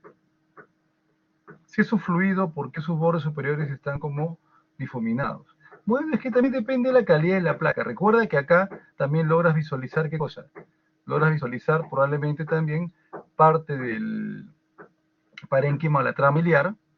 El parénquima lateral por la altura también nos permitiría percibir de manera óptima lo que es la curva de Damaso-Ellis, ¿de acuerdo? Por la tramiliar, u otras condiciones que puedan asociarse. Esta placa no es de la niña, por si acaso, ¿eh? Vean las mamas, no es la placa de la niña, ¿de acuerdo? ¿De acuerdo? ¿Sí? Puede haber acá otra condición adicional, asociada al derrame pleural, no es la placa de la niña, pero tienes mucha razón. En caso de derrame pleural y mucho más en el caso de atelectasias, los bordes suelen ser regulares. ¿Por qué en el caso de la atelectasia? Porque al colapsar un segmento, un lóbulo, se forma una imagen triangular. En el caso de derrame pleural, suele haber un nivel en el espacio pleural. ¿De acuerdo? Que haría que el borde esté mucho más claro, sea un borde mucho más regular. Acá hay otras condiciones que probablemente no permiten que se visualice bien. ¿Quién sabe? Capaz este derrame pleural está opacando una neumonía a este nivel, que no permite visualizar de manera óptima ese borde bastante definido. Pero muy buena apreciación, Camilo. ¿De acuerdo? Muy buena apreciación. ¿Sí? ¿Alguna pregunta con respecto a esta primera actividad de esta estación? Ya con todo lo que estamos avanzando con respecto a imágenes, tienen que tener ya bastante información, ¿eh? O deben manejar ya bastante información con respecto no solamente a lo que ven en las imágenes, sino con respecto a la clínica. Y eso es lo que se les va a preguntar a ustedes. ¿De acuerdo? Les pongo una imagen, por ejemplo, de esta imagen. Y les dibujo un estesoscopio, ocultando justamente la región del tórax en el cual está el derrame pleural. Alternativa A, dentro de la evaluación clínica. ¿Ya? Sonoro, timpanismo, o sonoro timpanismo, murmullo vesicular disminuido. ¿De acuerdo? Mate, murmullo vesicular normal. C, timpánico, murmullo vesicular disminuido. D, mate, murmullo vesicular disminuido. Ahí buscan la alternativa, ¿sí? Solamente viendo la imagen. ¿De acuerdo? Les pongo otra imagen donde se vea la tráquea bien desplazada a la derecha. Considerando la siguiente imagen, dentro del correlato clínico y evaluando la imagen radiológica, estamos ante 1, derrame pleural. 2, atelectasia o colapso alveolar. 3, neumonía lobar inferior importante. ¿De acuerdo? ¿Cuál tenía que responder ustedes? A, curva de Damaso-Ellis, una radiopacidad regular, tráquea desviada a la derecha. ¿Ante qué estamos?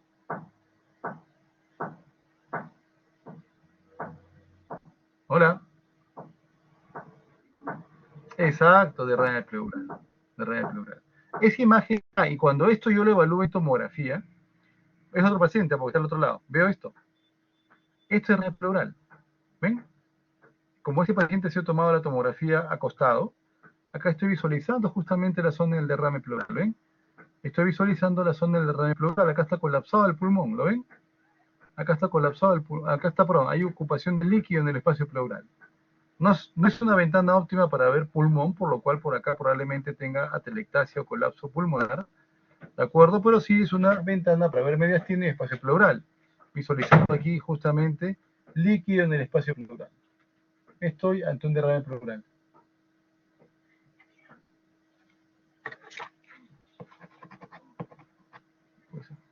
Estoy ante un derrame pleural, ¿sí?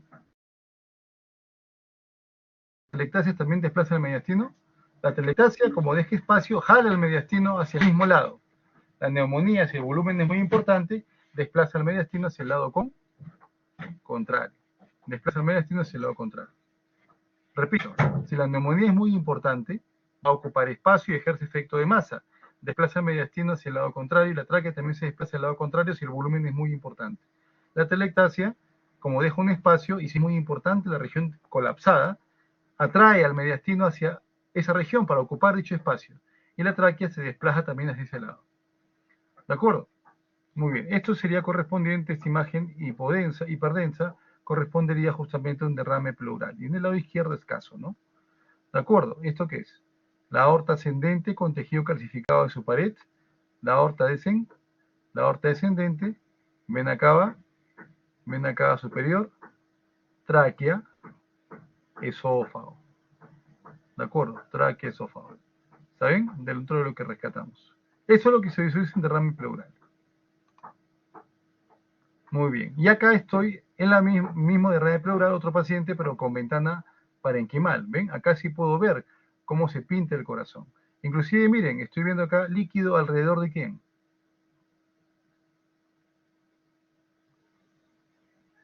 Líquido alrededor del corazón, ¿sí o no? ¿Ven? Esto es compatible con un derrame pericárdico también. Efusión pericárdica o derrame pericárdico. Veo el líquido alrededor del corazón. Efusión pericárdica o derrame pericárdico. Y acá estoy viendo el líquido del espacio pleural. ¿Sí? Líquido del espacio pleural. Derrame pleural. Bueno, yo intuyo que es líquido, ¿no? Si es un paciente con un trauma torácico, lo que voy a pensar ahí que es sangre. Si es un paciente con una infección pulmonar como tuberculosis, neumonía viral, bacteriana, COVID, lo que voy a pensar ahí es que es líquido inflamatorio, un derrame pleural. Si se infectó pus, un empiema o un piotórax. ¿De acuerdo? O sea, lo que yo sospecho que hay en el espacio pleural depende obviamente de la condición que ha traído al paciente a la evaluación de la emergencia. Sí, depende mucho de la condición que ha traído el paciente a la emergencia. ¿Estamos de acuerdo? Depende mucho de eso. Claro, en el caso de tuberculosis, una infección te va a llevar, una infección bacteriana te va a llevar definitivamente a una inflamación de las paredes que rodean al pulmón, ¿de acuerdo? ¿Sí? Y esa inflamación, ¿cómo responde? Una inflamación, ¿qué desencadena? Una inflamación se define como una respuesta del tejido vivo vascular. ¿Y esa respuesta cuál es? La vasodilatación. Se dilatan los vasos sanguíneos. Y al dilatarse se hacen más permeables. Y al ser más permeables, el plasma logra pasar del intravascular al extravascular, generando edema. Si es el pulmón, edema intersticial, edema alveolo intersticial, vasos dentro del parénquima pulmonar. Si son vasos de la pleura, ese volumen de líquido que se extravasa, se filtra hacia el intersticio y llega al tercer espacio. Llega al espacio pleural y forma el derrame pleural. ¿Sí? Derrame pleural. Muy bien. Columna vertebral. ¿Qué articulación es esta?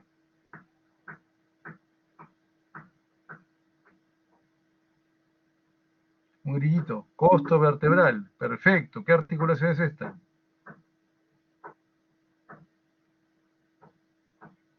Costo transversa. Más que perfecto.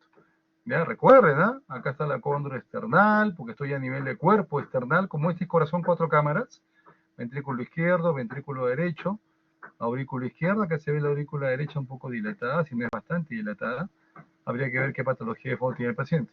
¿Estos qué son? Estos dos hermanitos, esta parejita bien bonita que van a la par.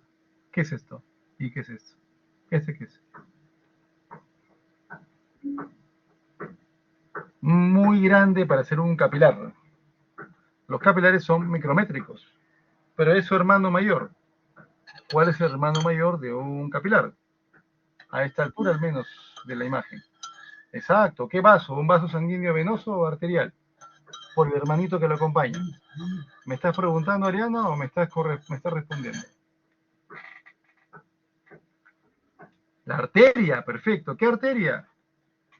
Es una rama de la arteria pulmonar. Ya lo hemos conversado, ¿ah?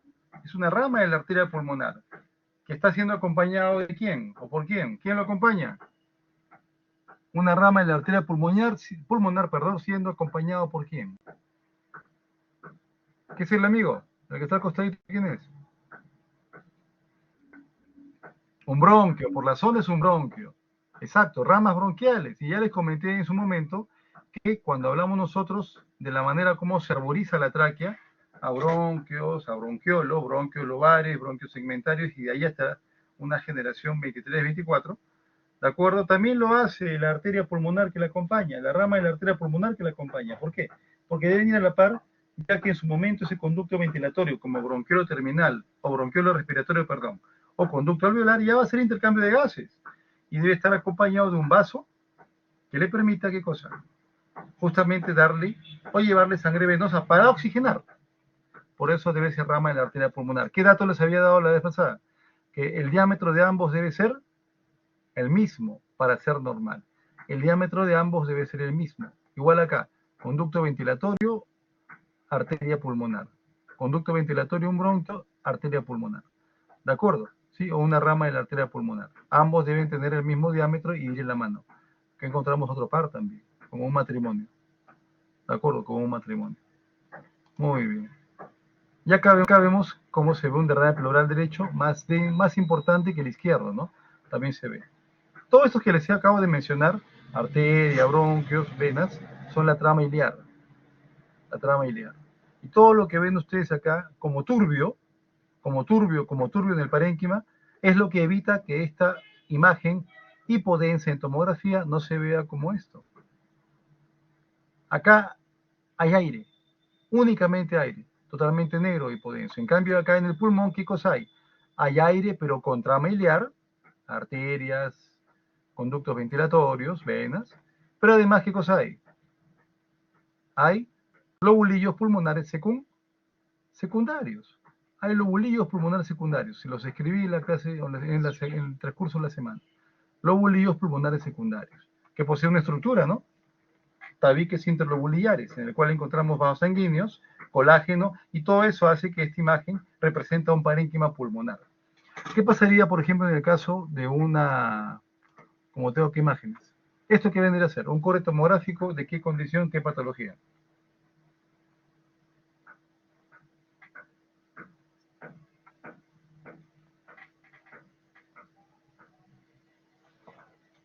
Si esto es pulmón, porque se ve hipodenso con parénquima, igual que acá, ¿qué hay acá? Aire, muy bien, estoy ante un neumotórax. Estoy ante un neumotórax. ¿Qué es esto? Aorta ascendente, callado de la aorta, aorta descendente, ¿de acuerdo? Cerca de la aurícula, tráquea. ¿De acuerdo? ¿Sí? Está colapsando el pulmón izquierdo. Eso se ve en tomografía. En radiografía se ve así. ¿Ven? El pulmón está colapsado. El pulmón está colapsado. Las flechas indican el pulmón. Todo lo que hay alrededor, ¿qué cosa es? Aire. Neumotórax. ¿Sí? Obviamente se ven acá las costillas, ¿no? Se ven los arcos costales. Pero entre las costillas se ven espacios libres de costillas en las cuales solamente debería haber pulmón. ¿Qué diferencia hay entre esta región y esta región?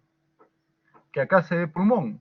Es radio lúcido o radio transparente y hay pulmón. En cambio acá se ve radio lúcido o radio transparente, pero no hay pulmón, solamente aire. Todo este espacio que rodea al pulmón es espacio con solamente aire. Neumotórax. Ambos se ven radio lúcido o radio transparente, solo que acá se ve trama iliar, parénquima, pulmonar. Acá no. Igual acá. Acá el pulmón está colapsado, acá también lo ven colapsado, ¿ven? Pulmón colapsado, este es pulmón derecho. Miren la tráquea. ¿Está desviada o está alineada?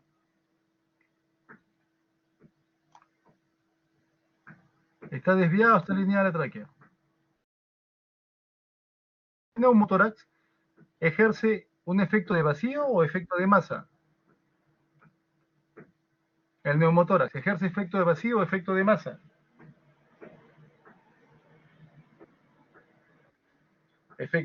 No, neumotórax.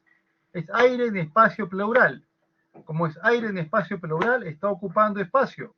Como está ocupando espacio, está colapsando el pulmón. Si lo está colapsando, ¿qué efecto está desencadenando?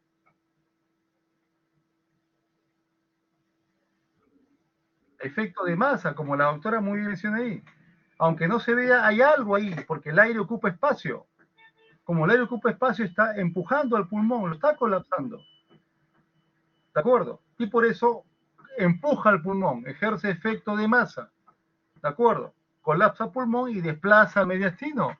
Vean la tráquea, desplazada hacia la izquierda. Vean el bronquio principal izquierdo, desplazado hacia la izquierda. ¿De acuerdo? Desplazado a la izquierda, acá está el derecho. ¿Sí? El aire ejerce efecto de masa. Cualquier cosa que ocupe el espacio pleural, sea aire o un fluido, ejerce efecto de masa. ¿Cuándo habrá efecto de vacío? Cuando el pulmón colapse. Si el pulmón izquierdo colapsa por completo, se desinfla, en términos coloquiales, ¿dejará un espacio o no?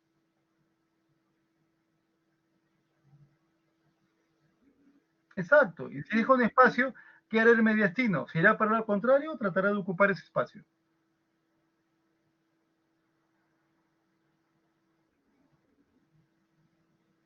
Claro, en la telectasia, como lo que acabo de mencionar, ¿se desplaza a lo contrario o ocupa el espacio? Va a ocupar el espacio, jóvenes, va a ocupar el espacio.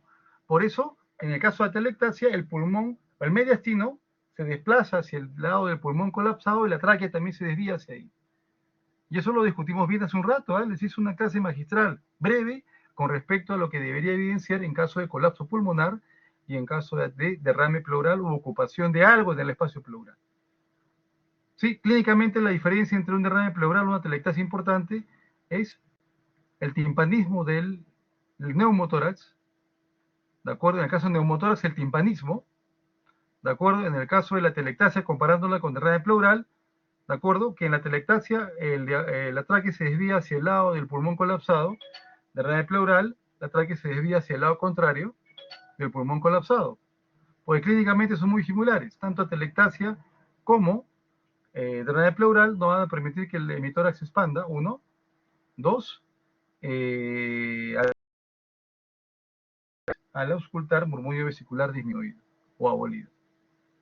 ¿De acuerdo? Muy bien. Pues revisen este video, ¿eh? Les he dado un montón de información que va a ser de análisis posterior y obviamente de relevancia en su evaluación. Ahí también se puede ver justamente cómo hay un gran neumotórax, pulmón, y pues, se percatan ustedes, las zonas radiolúcidas o radiotransparentes de este tórax poseen trama parenquimal. Por eso se ve una lucidez como el aire, como el aire, como el aire. Entonces, si vemos una radiolucidez muy similar al aire, acá está radiolúcido, entre las costillas, radiolúcido, pero no hay parénquima, solamente hay aire. ¿Se dan cuenta? No hay parénquima, solamente hay aire acá. Pulmón colapsado. En cambio acá, el pulmón está ventilado. Se ve radiotransparencia en los espacios entre las costillas, pero hay parénquima, porque hay trama iliar, ¿sí? Ramas del pedículo pulmonar, arterias, venas y bronquios que se van segmentando, y además el parénquima posee lobulillos, los cuales poseen septos entre ellos, en los cuales hay tejido colágeno, vasos, y obviamente hacen que el parénquima sea un tejido con estructura, y el pulmón no solo tenga aire, tenga estructura parenquimal. Muy bien. Y al colapsar y empujar el mediastino por el lado contrario, aplasta el otro. Claro, sí, si el mediastino se desplaza al contrario, va obviamente a generar presión sobre ese pulmón, puede provocar atelectasia, puede provocar colapsos también. Muy bien, ya estamos con la hora. Última pregunta. En el derrame pleural, ¿dentro de qué estructura se encuentra el líquido? En el espacio pleural. Sí, este video lo voy a... como solamente está generado en una aula, ¿qué quiere decir? Que solamente un aula va a tener acceso a este video, voy a descargarlo y voy a colgarlo en YouTube. Dame cuenta que tengo en YouTube y les paso una vez que ya esté colgado el enlace para que lo puedan ver. Tengo otro video también que habla sobre imágenes tomográficas y radiográficas de tórax, también se lo voy a pasar, ¿ya? Para que lo revisen. Ya fue una clase el año pasado en la cual hice, si no me equivoco, histología del corazón y anatomía del corazón. Y también aproveché para ver imágenes del corazón. También se lo voy a pasar, ya para que tengan dos enlaces y puedan revisar. ¿Sí?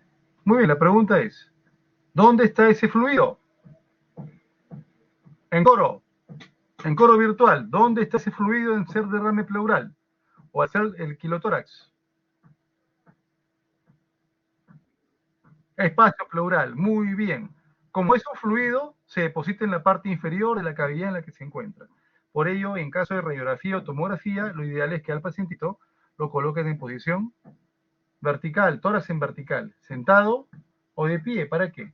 ¿Para qué sentado o de pie? Para que el fluido se acomode en la zona inferior y ocluya o se vea cómo ocluye los espacios cardiofrénicos, pero más los costos diafragmáticos.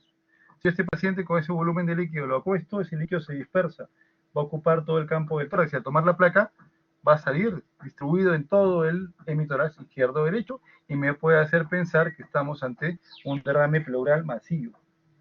O una atelectasia pulmonar masiva también se puede dar eso. ¿Está bien? Muy bien. ¿Qué etapa de la función pulmonar se encuentra alterado? La capacidad ventilatoria, se compromete la capacidad ventilatoria del pulmón. Se compromete la inspiración, porque el volumen pulmonar va a ser escaso. ¿De acuerdo? ¿Qué procedimiento se realizó para el drenaje pleural? A ver, primero tomando los reparos anatómicos que corresponden, segundo espacio intercostal, ¿de acuerdo? ¿De acuerdo? La aguja, para hacer la toracocentesis, ¿qué perfora? Piel. Después de la piel, tejido celular subcutáneo. Después, ¿qué agarra? Músculos intercostales, todavía no llega a la fascia. Músculos intercostales. Músculos intercostales. Después, fascia torácica interna. Y después, pleura parietal. Y así llegó al espacio pleural.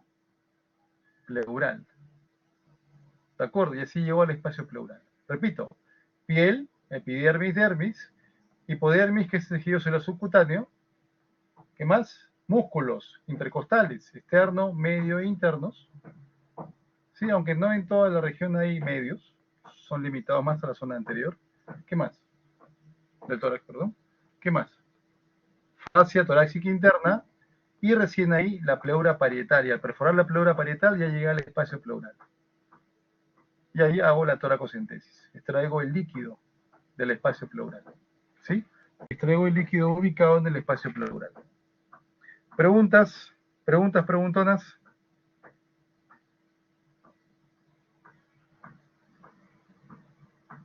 ¿Alguna pregunta, alguna duda? Si no, para dar por cerrada la clase del día de hoy. Como les digo, esta clase la voy a descargar y la voy a colgar en YouTube y les voy a mandar el acceso para que todo el mundo pueda tener acceso para poder verlo. ¿Está bien? No se desesperen con respecto a ello. ¿Está bien?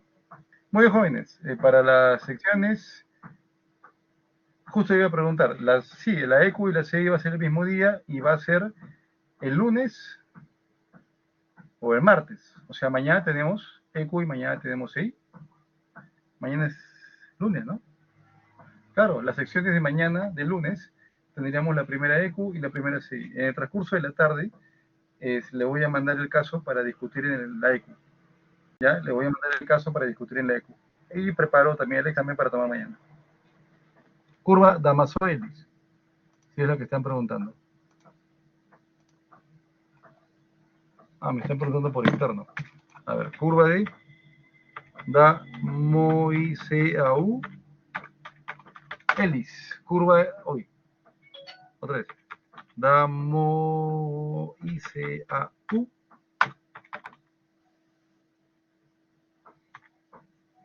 Caray, ahí.